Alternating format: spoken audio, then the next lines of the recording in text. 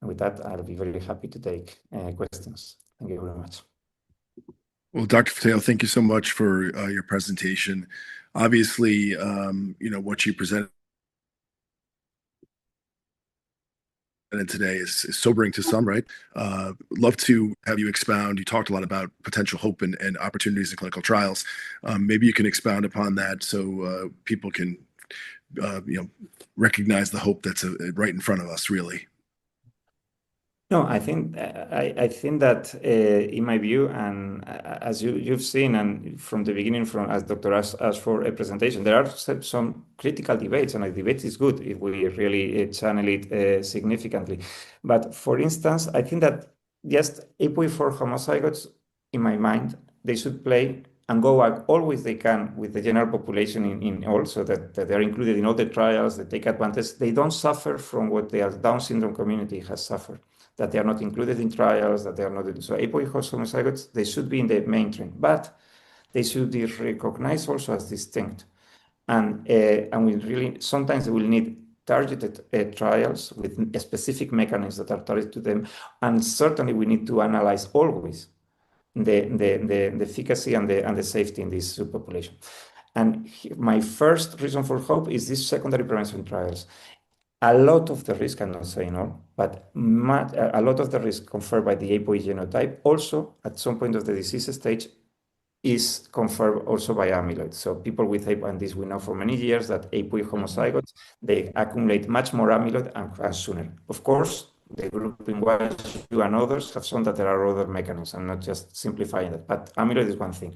With that, I mean that it is reasonable to hope that if the secondary prevention trials are positive, if the AHEAD study and the Lilly trials and the Roche trials are to come with new generation drugs, they really prevent the disease in the general population. Probably they will also prevent or delay the disease in the general population. So that's something that in just 2 years, we can be in a completely new scenario in preventing the disease. So that's one thing.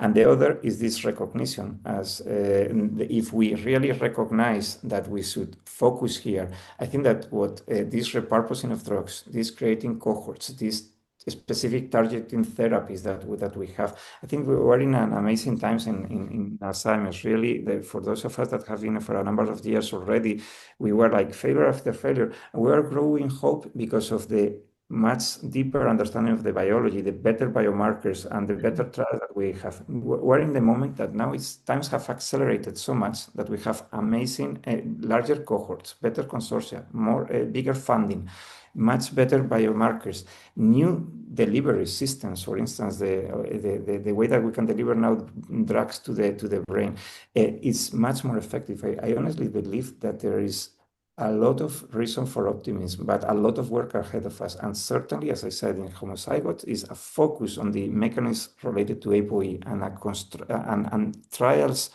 specific to APOE4 homozygotes and with APOE-directed therapies. These are needed. On top of doing what we just did so far, that just being in the train with all the trials that are in the general population, that's fine. But we need to do more and to fight and accelerate the find of cures or treatments. Yes. Yeah. I wonder if I might make some comments. Just a fantastic talk, fantastic points you're making. And you can tell from looking at the chat that everybody tremendously appreciates what you're doing. And I certainly do as well. Thank you. However, I want to say that one of the issues that has only sort of been skirted here is the question, well, okay, APOE, what does it do? Where did it come from? APOE has been around for, millions, hundreds of millions of years. The monkeys have it. All mammals have an APOE gene. The E3 appeared out of the E4. The E4 was our original gene 300,000 years ago. And somehow the APOE3 has been protective. And why is it? And we have a book I want to advertise. We have a book on APOE coming out. There's controversies about whether or not there's a dietary change that occurred 300,000 years, or whether there was a change in infectivity. Carr Smith, one of our co-authors, is on the call. Was there an infectious issue? Why the E4? Why did the E3 take over the E4? What is the mechanism? Dale Bredesen and Thramboseti's group up at the Buck Center said, well, there's actually 1,700 different genes that the ApoE affects.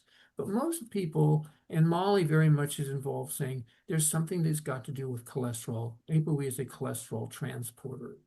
And what is it about cholesterol transport that could be relevant for Alzheimer's disease? Because all of the things you're looking at, amyloid, tau, they're all late stage changes from some underlying process. It's not that amyloid causes Alzheimer's disease. The amyloid is a result of the Alzheimer process. It is a result of having an ApoE gene. What does that do? How does that lead to the deposits of amyloid so early, as it had been clearly shown even by John Morris?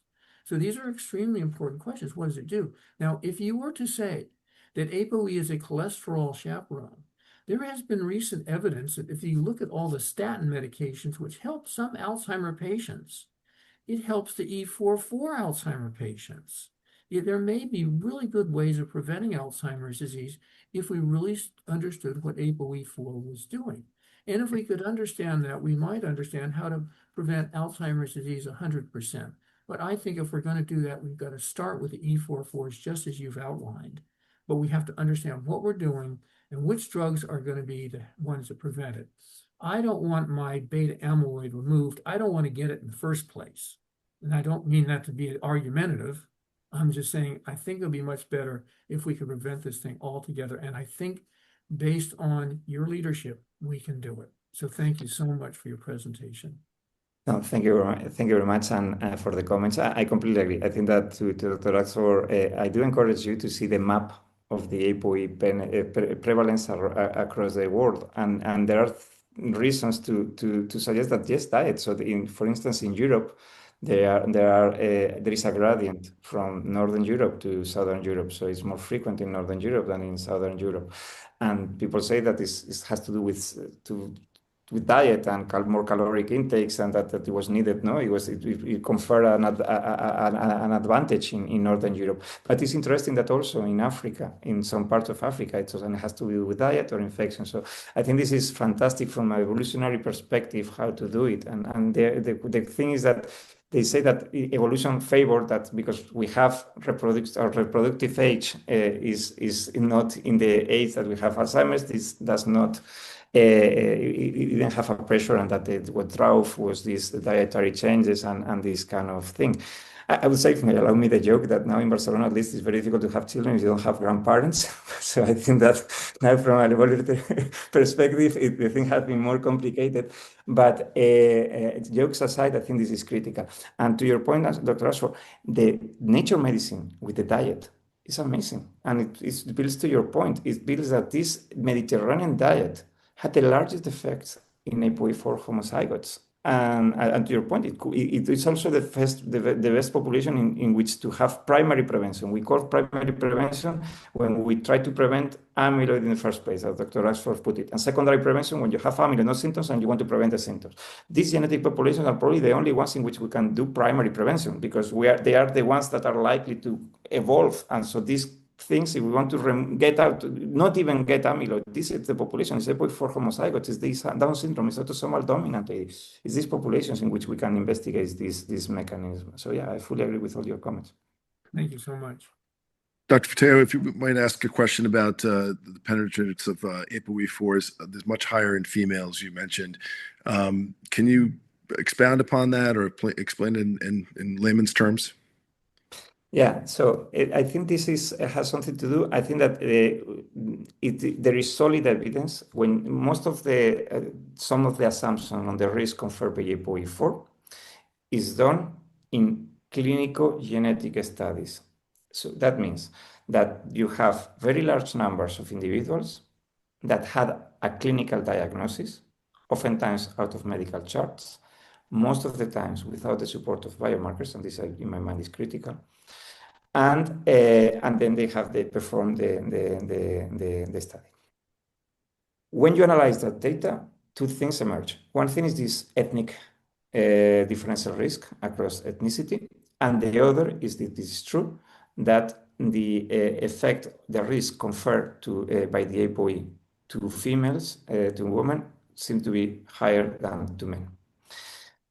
the thing is that, as Dr. Axford is that this could be because the risk conferred by ApoE is higher, or it could be because men have more mild cognitive impairment of dementia of all causes than women. And so if you do that ratio, it changes. So that's why I think, and I really think, that we really need to redo all the epidemiology in Alzheimer's based on biomarkers. So we really need to have a very good population-based estimates of the biological penetrance when you are amyloid positive or not. We really need to better estimates of MCI and with biomarker support and of AD dementia. And that is because we really need these calculators. We need to do what the cardiovascular field has been doing, that they have these calculators and based on your age, sex, genotype, and a bunch of factors, they can determine the risk that you have for different things. This is something that in theory we should be able to do, especially with the plasma biomarkers. With PET studies, the number, it was much more complicated to do because we didn't have the numbers. But with plasma biomarkers in Framingham, in all this population, I think that we should evolve into a better definition of the clinical syndromes. The inclusion of MCI, which is part of the symptomatic stages of disease, and as I said, biomarker support. And then we can redo all the epidemiology. And I think that we might have some surprises with respect to the ethnic variation, as some the work by Claudia Suemoto in Brazil is showing, and maybe also some surprises with respect to women. So I think this is critical questions to be addressed in the future. But yes, all the literature so far clearly indicates that the way we analyze it thus far, they confer a bigger risk for women. Thank you. Do any studies take into account morbidity of ApoE4s due to cardiovascular disease in determining the penetration of AD? This is a very interesting point because, as you said, it reminds me, as I said, the controversies that we have in Down syndrome when we say how penetrant, because if you die of other causes, or what we call medically competing causes of death, then you are infraestimating the risk, the lifetime risk of the disease. If you have someone that dies of a heart attack age 71 without developing Alzheimer's, you call him no Alzheimer's, and maybe had he lived longer, he would have more. This is what we want to address in this paper in Barcelona, basically this intersection between the cardiovascular, the Alzheimer's, and because this is hugely critical pathophysiology, it's not all about amyloid, as Dr. Ashford was saying. Amyloid, I think, is a very important part of this story, but certainly not all the part. And these independent cardiovascular factors and dependent cerebrovascular factor for AD, I think they're both, and their interaction are critical. So I think these are critical questions, and a lot of new research is needed. After completing your study, what are the most important unanswered questions you're hoping to find in the future with your team? So we really want to contribute so that ApoE homozygotes receive the same kind of attention that AD received in terms of from NIH, FDA, pharma industry, targeted investigation. I think that AD did it 20 years ago. The DS, I didn't put the slide, maybe I should.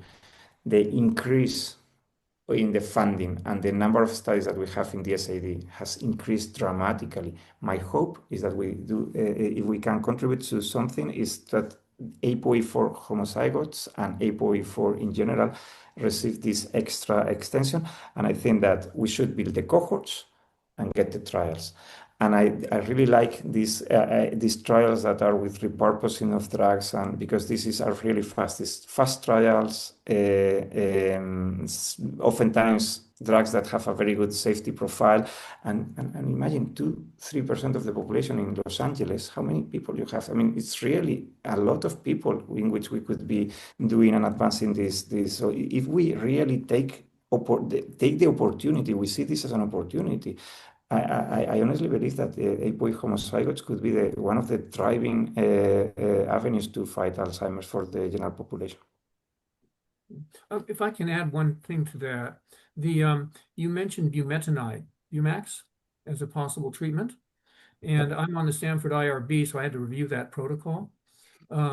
But actually, it's not a Stanford study. It's a Yadong Wong at UC San Francisco. It's the one that did the analysis that found in the literature that was the top drug for associated with less Alzheimer's disease related to the ApoE. And Yadong, of course, is an expert in ApoE genotyping, works with Molly in San Francisco. But